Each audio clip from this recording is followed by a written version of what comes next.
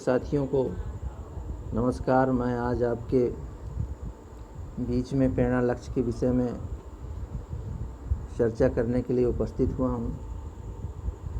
दोस्तों, मिशन प्रेरणा कार्यक्रम के तहत जो गोल निर्धारित किया गया है उसको सभी को जानकारी होना चाहिए। प्रत्येक शिक्षक साथी को प्रेरणा लक्ष्यों के विषय में जानकारी अवश्य होनी चाहिए। डीसी सर ने तो यहाँ तक कहा है कि इन प्रेरणा लक्ष्यों को अध्यापक ही नहीं, अभिभावक को भी जानकारी होना चाहिए। और आधारशिला मॉड्यूल्स में भी यह निर्धारित किया गया है कि जिसका बच्चा जिस क्लास में पढ़ रहा हो तो प्रत्येक अभिभावक को यह पता होना चाहिए कि उसके बच्चा जिस कक्षा में अध्ययनरत है तो उसको उस कक्षा के विषयांतर्गत जो लर्निंग आउटकम हैं वो प्राप्त हैं, ये प्राप्त कर पा रहा है कि नहीं कर पा रहा। अतः तो इन प्रेरणा लक्ष्यों का स्थान बहुत महत्वपूर्ण है और इन्हीं प्रेरणा लक्ष्यों के आधार पर हमको अपनी सारी शैक्षणिक गतिविधियों को अपनाना है ताकि इन लक्ष्यों को ससमय हम प्राप्त कर सकें। तो सबसे पहले मैं बात करूंगा प्रेरणा लक्ष्य की कक्षा 1 की।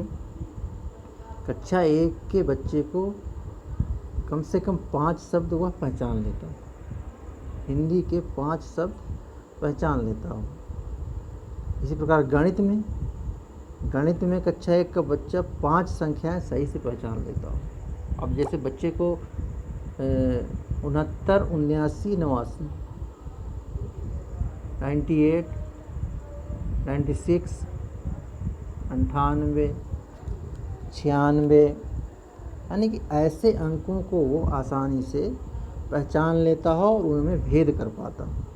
इसी प्रकार कक्षा 2 का बच्चा अनुच्छेद को 20 शब्द प्रति मिनट के प्रवाह से पढ़ लेता हो। 20 शब्द प्रति मिनट के प्रवाह से पढ़ लेता हो। और गणित में उसको 1 अंकीय जोड़ घटाना आता हो। जैसे 4 + 5 11। बच्चे को संक्रिया आती हो। बच्चा गणित तो जानता है, बच्चा दुकान जाता है, 5 का सिक्का लेकर के 2 का सामान ले आएगा, 3 वापस लेके आ जाता है। उसको जानकारी है, लेकिन उसको संक्रिया की जानकारी होना चाहिए कि बच्चा 1 अंकीय गणित में जोड़ घटाना आसानी से कर लेता हो। तीसरा है कक्षा 3 के लिए। कक्षा 3 के बच्चे को 30 शब्द प्रति मिनट के प्रवाह से पढ़ लेते हैं। कक्षा 3 का बच्चा 30 शब्द प्रति मिनट के प्रवाह से पढ़ लेते हों। यानी कि हमको ऐसी गतिविधि अपनानी पड़ेगी जिनका वर्णन, ध्यानाकर्षण, शिक्षण संग्रह आधारशिला मॉड्यूल में दिया गया है। उन गतिविधियों को अपना करके हमको ऐसे लेसन प्लान तैयार करने होंगे, ऐसे लेसन प्लान के द्वारा, ऐसी गतिविधियों के द्वारा हमको पढ़ाना होगा जिससे कक्षा 3 का बच्चा 30 शब्द प्रति मिनट के प्रवाह से पढ़ लेता हो। और यह एक बच्चा नहीं, पूरे क्लास के बच्चे को यह लर्निंग आउटकम्स आना चाहिए। यह प्रेरणा लक्ष्य उसको प्राप्त करना आवश्यक है। अगर एक भी बच्चा छूट गया तो हमारा लर्निंग आउटकम यानी हमारा जो गोल निर्धारित है वह हमको प्राप्त नहीं होगा। इसी प्रकार गणित में जोड़ एवं घटाना हासिल के साथ कर लेता हो। जोड़ एवं घटाना जो हासिल के साथ, यानी कि 75% प्रश्नों को सही हल कर पाता हो। अगली कक्षा है कक्षा 4। कक्षा 4 का बच्चा छोटे अनुच्छेद को पढ़ करके 75% प्रश्नों को सही हल कर पाते हैं। इस प्रकार गणित में कक्षा 4 का छात्र गुणा के 75% प्रश्नों को सही हल कर पाते हैं। कक्षा 5 का बच्चा हिंदी में बड़े अनुच्छेद को पढ़ करके 75% प्रश्नों को सही हल कर पाते हैं। और इसी प्रकार गणित में कक्षा 5 का छात्र भाग के प्रश्न, यानी कि भाग के प्रश्न 75% प्रश्नों को सही हल कर पाता हो।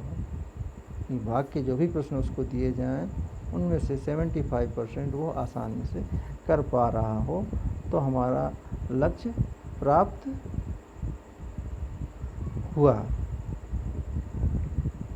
और यह प्रेरणा लक्ष्य हमको मार्च 2022 तक प्राप्त करना है और इन लक्ष्यों को प्राप्त करने के पश्चात प्रेरणा ब्लॉक घोषित होगा और पूरे ब्लॉक का एक थर्ड पार्टी के द्वारा मूल्यांकन किया जाएगा। अतः दोस्तों, इन सारे लक्ष्यों की जानकारी हमको रैंडम तरीके से होनी चाहिए और हमको ही नहीं बल्कि उन अभिभावकों को भी होनी चाहिए जिनका बच्चा निम्न कक्षाओं में पढ़ता हो।